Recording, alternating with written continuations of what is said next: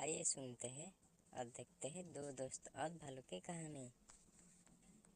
एक दिन दो युवा दोस्त राम और श्याम ने जंगल जाने का फैसला किया और किसी भी खतरे के खिलाफ एक दूसरे की मदद करने का वादा भी किया।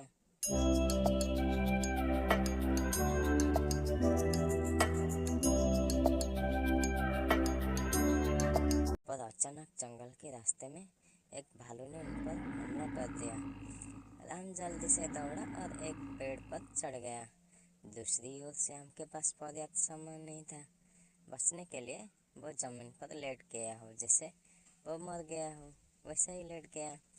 भालू तेजी से आगे बढ़ा और श्याम के पास आया और ऐसा लगा जैसे भालू राम के कान में कुछ फुसफुसा रहा हो।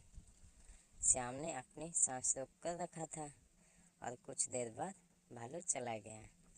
राम पेड़ से नीचे आया और पूछा, श्याम, भालू ने आपके कान में क्या फुसफुसाया? श्याम ने जवाब दिया, भालू ने मुझे स्वार्थी दोस्तों से दूर रहने के लिए कहा, जो खतरे के समय भाग जाता हो।